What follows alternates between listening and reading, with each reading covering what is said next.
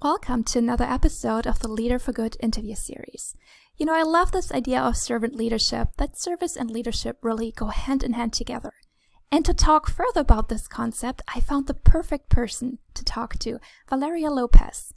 She identifies as a servant leader, helps out in soup kitchens, participates in hurricane relief programs, and recently started her own company so she can be of more service in the world.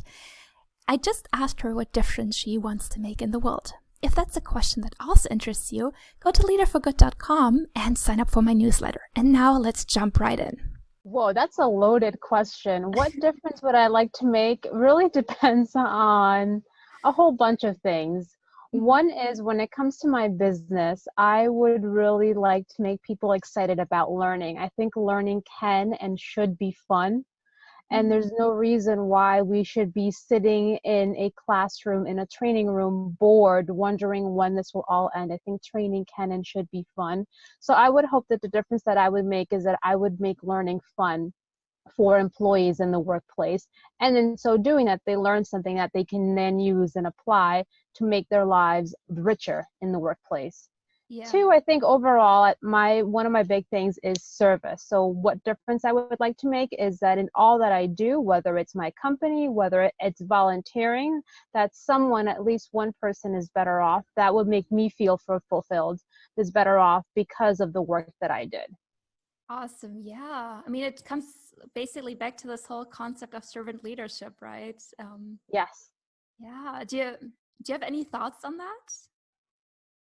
Thoughts on that? I think to be a leader is to serve, and to be a leader is to take on different hats. So there are all these different models on leadership, and I don't think that there is one perfect definition of leadership. I asked a group of residents the other day, what does it mean to be a leader? And I proposed, I gave them different definitions. We found arguments for and against any one of the definitions, because the reality of it is that to be a leader means that you're wearing multiple hats, and that you have to know when to be a coach, when to be a mentor, when to serve, when to take action, when to step back. So I think being a leader, there's no one definition, but it's a whole cornucopia of definitions.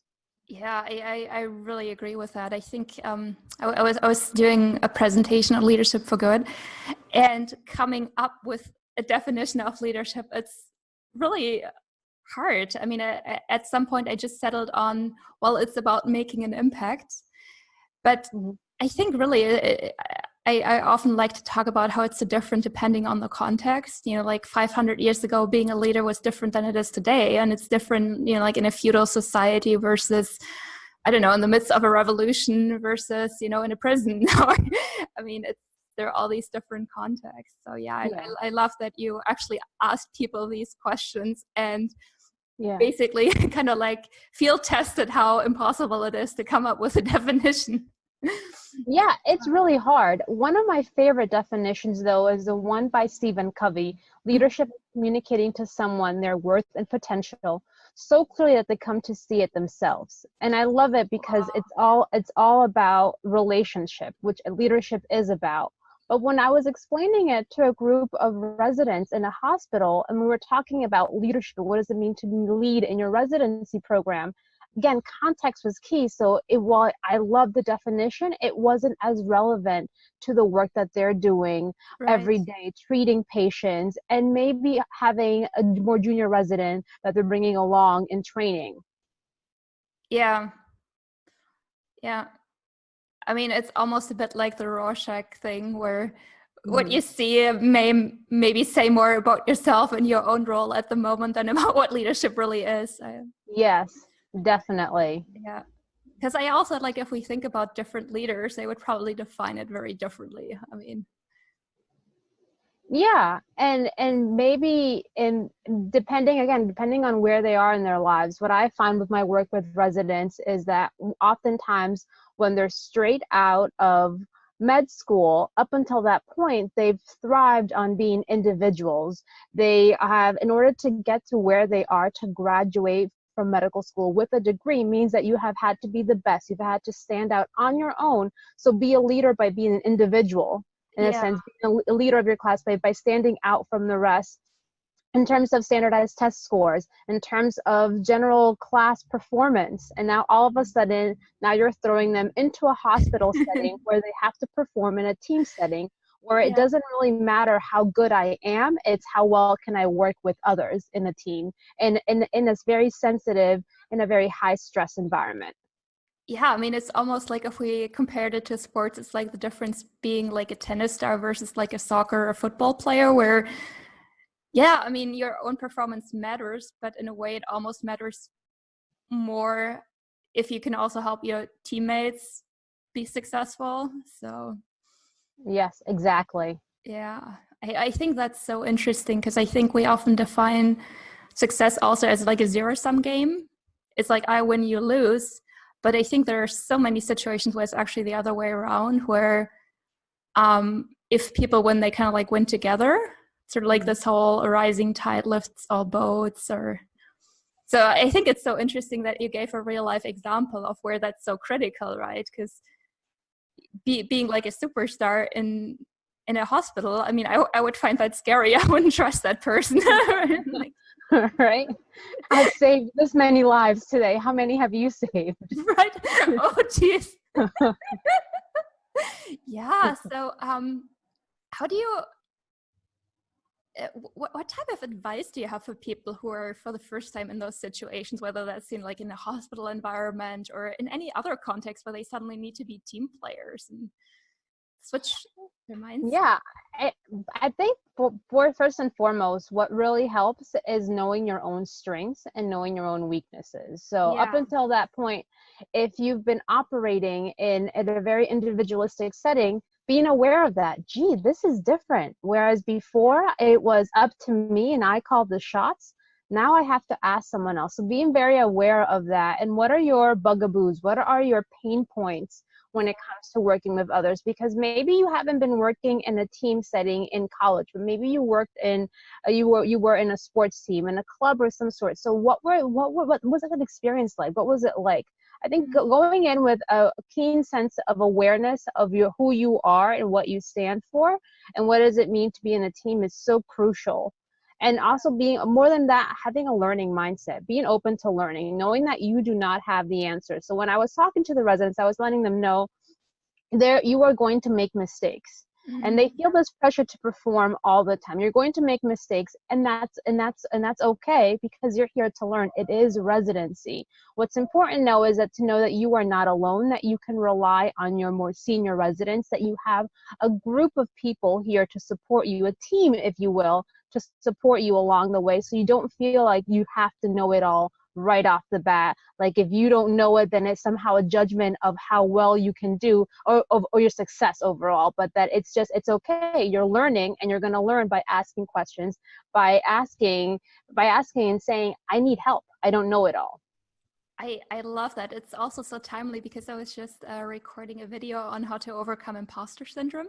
And I think in many cases, imposter syndrome actually comes from not having enough experience. So somebody like, yeah, you may have all that theoretical experience, but if you haven't done it in practice, like, of course you wouldn't know, of course you would feel like a fraud because you're just learning how to do this. So I really like that you pointed out that it's okay to not have the answers as long as you know whom to ask for the answers and whom to ask for help and where to get good answers and so on and so forth. Yeah.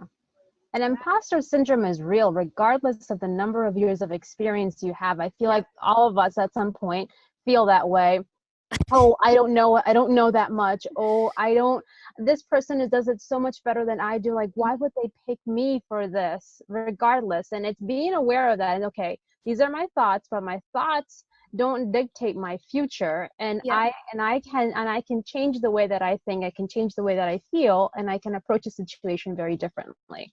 Yeah. And I mean, I also really liked what you mentioned about being aware of one's strengths and weaknesses. So one thing that I really learned from, I don't know if you know the Gallup Strengths Finder. Yes. Like, I think it's such a great tool because it helps me become aware of my own strengths, but also the areas where maybe I'm not that strong and where it would be really helpful to have somebody else who could bring that in. So I think that can also be a really helpful tool. Absolutely. All these assessments, they help give you a picture of who you are Yeah. and give you a lens through which to review and reflect on your own life. But then also being very cognizant that it's not the only way of understanding who you are, and that it Yeah. shouldn't be an excuse for, oh, see, I'm not really good at this because my Right. friend said that I'm not really good at this. So I'm sorry. It's just the way that I am. So Yeah, being sorry, very I can't learn that. Yeah. a big concept. Okay, it's a tool. It gives you great data, and it's up to you what you do with that data. Yeah, I think it's great that you point out that it's really helpful to hold it lightly, kind of. Yeah, it's giving you information, but it's like the map is not the territory thing. It's a map, but it's not like the territory of you and all your skills, past and future. Yeah. Yeah, I love that. I love that visual of the map versus the terrain. Yeah. Yeah. And I mean, I also thought it was so interesting what you said about like this learning mindset, or like, I guess we could call it learning or growth, however we want to call it. It reminded me of something that actually my martial arts trainer said. And he had a client who was like this super big, like guy who knew how to do everything, but then really had challenges when he was in this different environment. And so my trainer said something, you're a black belt in your previous place. Can you be okay with being a white belt in mine? And I'm sure Wow. like the two of us can probably relate to that, because, becoming an entrepreneur after you've done something else before, it's kind of like you give up your black belt in something for a white belt. and and then Yeah. like having the humility of really embracing that like beginner status.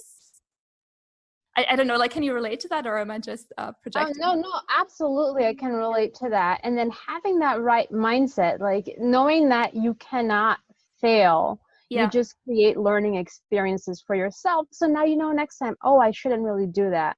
Like as Yeah. you were talking about the whole black belt, white belt thing, I was thinking about I went rock climbing for the very first time Oh, wow. Yeah. last week. Wow. And it was very nerve-wracking, very much a white belt. Do Yeah. not have any mastery of it whatsoever. And so there were a whole mix of emotions. I was kind of excited because I wanted to try something new Yeah. and be more adventurous, but I was fearful. I was like, I have no idea what am I doing. What if I fall? What if I trip? What if I break my back and then I can never walk again? Like all these different Yeah. Yeah. emotions were surfacing as a Yeah. result.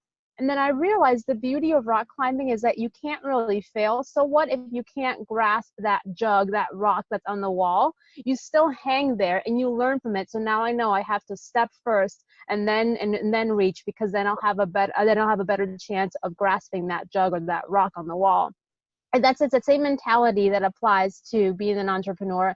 As an entrepreneur, I think when I first ventured out, I was like, okay, I have to know everything and I'm going to read all the books to know everything. And then you kind of realize, no, I don't need to know everything. I can take my time and figure it out and make mistakes here and there. If I worry so much about being perfect all the time, the problem with perfectionism, then the thing is that paralyzes me. So then I don't do anything, and because Yeah. I'm afraid of making a mistake. And as an entrepreneur, I've just learned to embrace, I don't know everything. There's a lot that I don't know. And the more that I know, the more that I realize that I don't know what I Yeah. know. Right. It's like, yeah, I mean, it's almost, I think both in entrepreneurship, but also in life, it's almost, if we never fail, um, we're probably not, yeah, maybe not being brave enough, or not being ambitious enough, or something like that. And I often, like, when I look back at my failures, I'm not even sure what call them failures. It's like this whole, oh, just found 1,000 ways of not making a light bulb work, which is a cliche, but I think it's also true. So Yeah, you're right. And I think sometimes if we go through life and we don't struggle, then maybe we're not learning.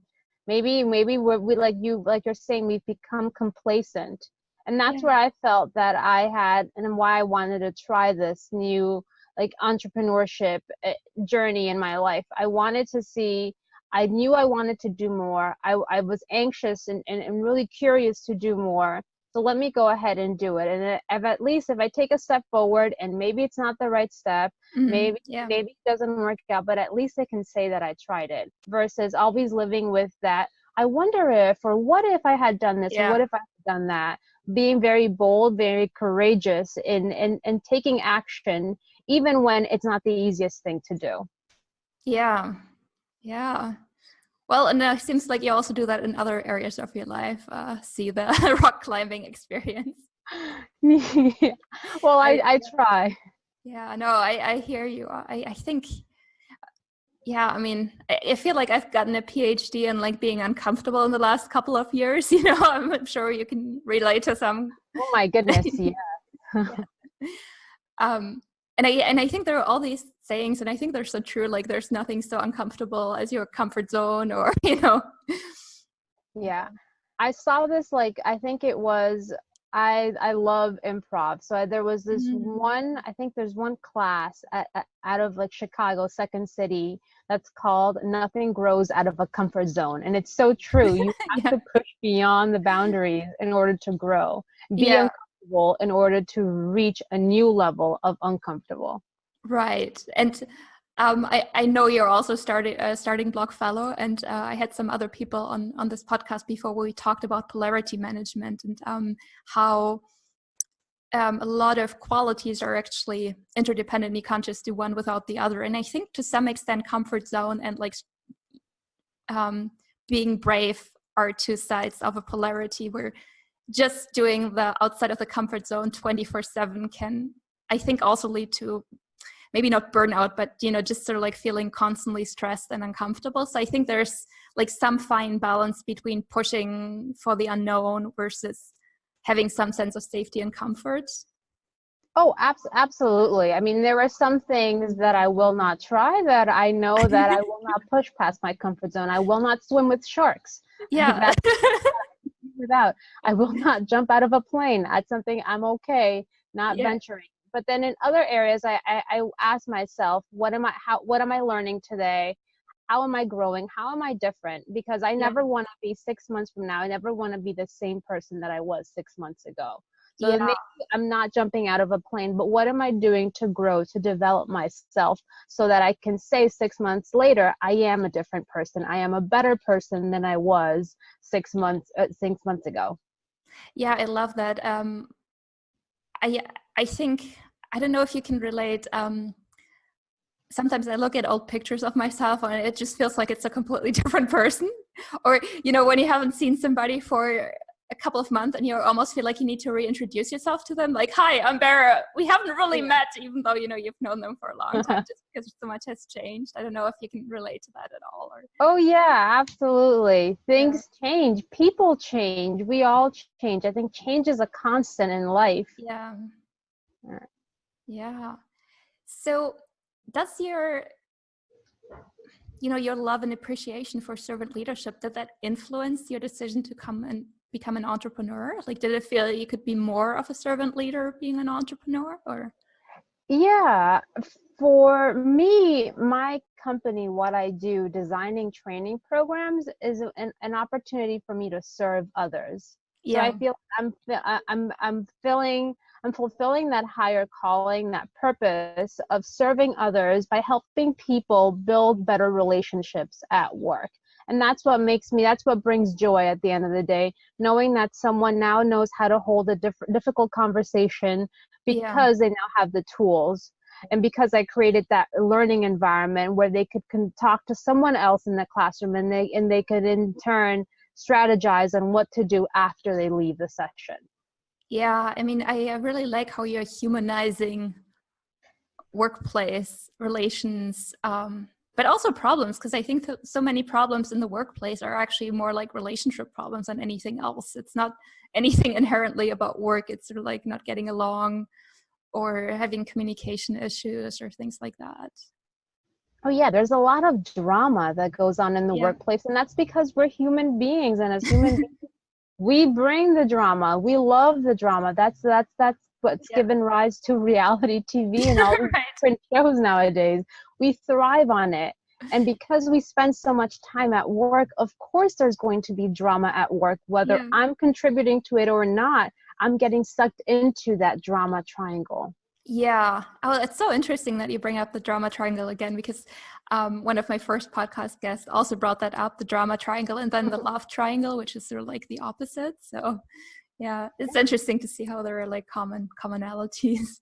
Yeah. Yeah, Everything comes back to that, I guess. it does, doesn't it? Like serving others and the drama triangle and being outside of one's comfort zone. Yes. Yeah. So if you could give like a new entrepreneur sort of like a tip on how to cope with this new situation, what are some things that you've learned about? Hmm. I've learned that it's okay to not have the answers, and it's Yeah. okay to understand that it's a human business. So what I did when I first decided to become an entrepreneur was that I armed myself with all the knowledge that I thought that I needed, which I Mhm. still do, by the way. I still need to know all the marketing. I still need to know how to build a website and how to promote myself on social media. I need to do all those things. I even signed up for a class on how to build your own business. So I did all these things because I figured that the more that I did, the more that I knew, the more results that I would see. And Yeah. the problem with all the things, not that it was wrong, but that I wasn't dealing with the emotional side, with the human side of me.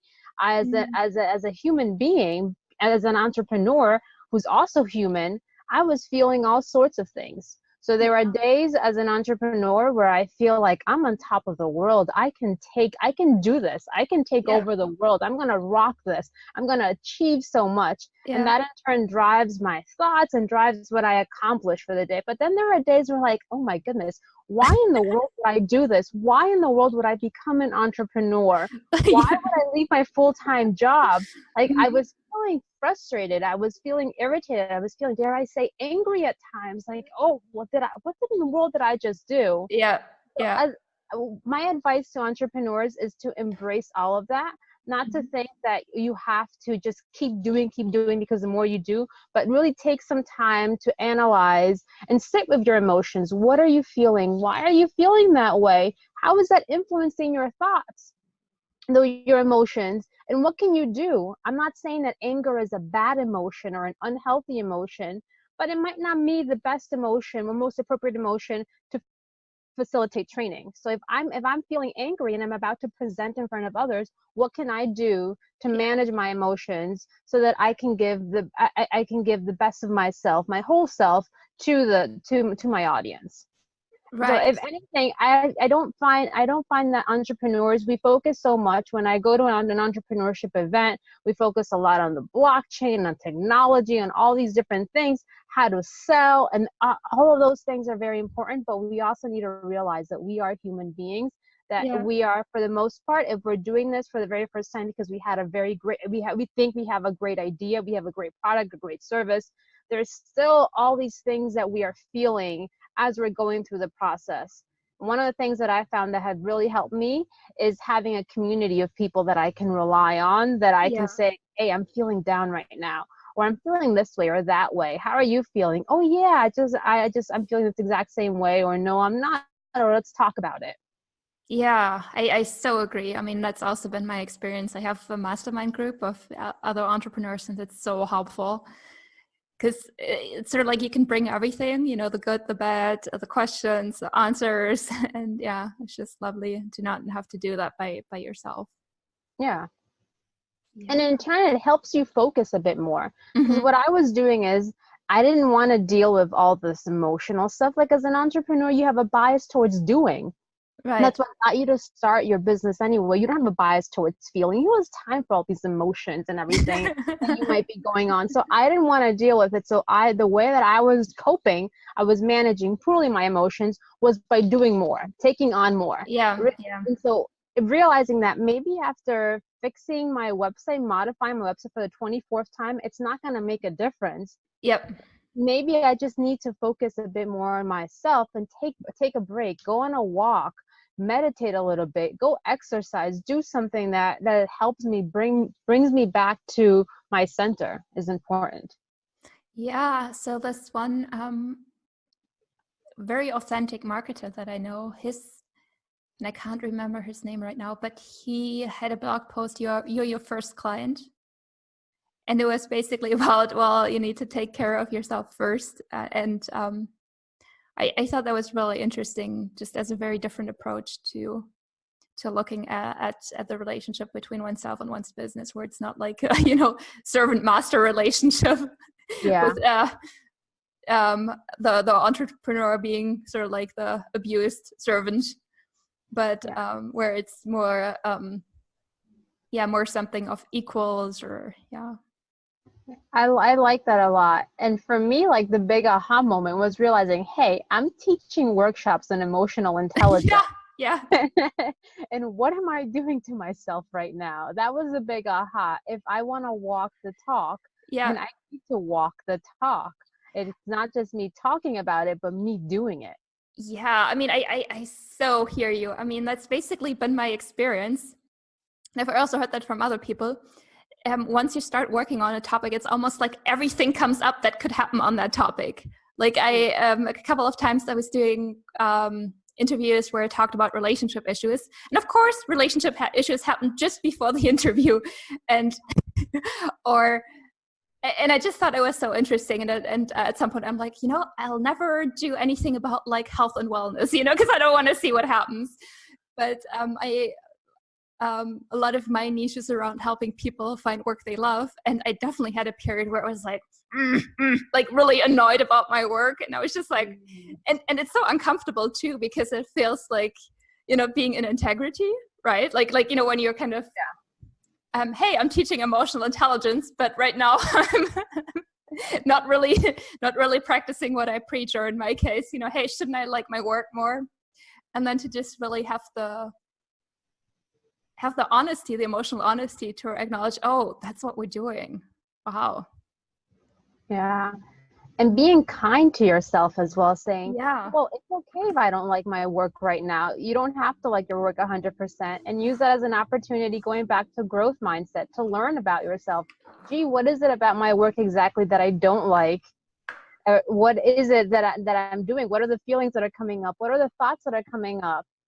Right? Why is that? And just to sit with that for a little bit and see what you learn about yourself in the process. That's what I've been doing, and it's been helping me a lot. And in so doing, I've now started talking about it. So entrepreneurship is not pretty. It is not sexy all the time. The ugly truth is that sometimes as an entrepreneur, you are going to struggle. You are going to have doubts. And it's what you do when you're faced with those doubts that determines what your next step will be. Yeah, and I'm so sorry that I was like running around. I was like, can I stop talking? So what was so interesting, Will and I were just talking before the call, and this seems to continue. There were so many challenges that got in the way of us recording this interview. And I'm so glad that my battery was almost empty, because it reminded me that we talked about that earlier. And I'm like, oh yeah, there's another one. So I think we also wanted to perhaps talk a bit about resilience, as in how many challenges are we going to overcome to record this video? I mean, we had scheduling conflicts, not being able to access a room, the mic, and so on and so forth. So yeah, lots of challenges. Yeah. And kudos to you, because you said, I loved your attitude. It was like, you know what, let's just try, let's experiment. And then if it works, it works. And if it doesn't, it doesn't. And I love that, because that's such a great approach. You know what, I can be upset and saying, hey, I don't have the mic. Things are that's not going to work out. It's not going to be as great. But you know what, you just have to roll with it sometimes. Yeah, I mean, it's so funny that I'm bringing this up again, because I just mentioned it on a call with entrepreneurs about content creation earlier today. But I've kind of adopted this mantra, dare to suck. And basically not, like intending to suck, but just, and if it's going to suck, that's fine. At least I tried. And for me as a former lawyer, like that's like the antithesis of what my background is about, right? Like it's about like crossing every T and dotting every I and double checking everything and triple checking it and quadruple checking it, and then having somebody else do all that too. So to kind of like adopt this attitude of, it's not going to be perfect, and that's fine. I mean, it can still benefit people. Has been really freeing for me. Wow. And that's quite a transition from being in a very, dare I say, a rigid environment, very regimented environment. Yeah. Now being on your own. Wow. Talk about resilience. Yeah. I mean, I think sometimes I don't give myself enough credit for that, but yeah. I mean, I was actually just writing a Facebook post because I wrote something about Independence Day, and it's kind of like my thoughts about, the US and the polarization and so on and so forth, being an immigrant. And it was so interesting because I noticed these two sides of me, sort of like the artist, entrepreneur, kind of like writer who just wants to go on and just say stuff and, like let the chips fall where they may. And then the lawyer and academic who's like, wait a minute, are you sure you want to say that? What if, you get into trouble for that later on? Are you sure that's really accurate? And so on. So kind of like having this internal civil war going on. Yeah. I don't know if you can relate. Which voice do you listen to? Yeah. Right. Yeah. I mean, I think they both have a point to some extent. I mean, I think some people could have avoided some issues if they had been a bit more conscientious about, how they're doing things. Mm-hmm. But yeah. Yeah. So, what are you working on currently, or what are you excited about? What's coming up for you? Coming up for me, well, I just wrapped up a series of trainings, and so what I'm working on right now that I'm quite excited about is talking about emotional intelligence. I think when we talk about diversity, there's a lot of emotion in terms of race, ethnicity, gender, you name it. So what I'm working on right now with my sister, so I'm really excited to be working with her for the very first time. We're developing diversity training. Right now we're targeting schools, so for teachers but using an emotional intelligence framework. How do you have a crucial conversation, a critical, a fear, whatever you want to call it, fierce conversation about race and ethnicity? How do you take a look at yourself, and then how do you manage the emotions that might surface as a result? What I've experienced is that when we talk about race, when we talk about ethnicity, sometimes the people get really defensive, and that leads to anger, and that destroys dialogue. So how can you hold these conversations? What are those conversations that we need to have that we're not having right now? And how can we treat each other with respect, and also keeping in mind our emotional intelligence? Cool. Yeah. So where can people find out more about you, and what do you do? They can visit my website, onbeatconsulting.com. And then I'm trying to talk about an entrepreneur always learning. I'm trying to be more active on social media, so you can always connect with me via social media, via LinkedIn or Instagram to learn a bit more. I'm always happy to chat with other people who are either entrepreneurs who have really interesting stories. So I'm not really seeing myself as a salesperson. That's one thing that I know about myself, but really is building relationships. The more people that I know, the better off that I'll be. Awesome. And we can put all that in the show notes. Okay, Val, thank you for sticking with me through all these challenges. No problem. And let me know if we need to re-record. I don't really mind at all. So if the audio quality is not what it needs to be, I'm more than happy to re-record. Okay. So yeah, thank you everybody for listening, and I'll see you in the next episode. Did you enjoy this video? If so, let's stay in contact. Please subscribe to my YouTube channel. You can also sign up for my email list at leaderforgood.com, and you'll not only receive a free Leader for Good meditation, but I'll also keep you in the loop about what I'm cooking up these days. I look forward to seeing you on the other side.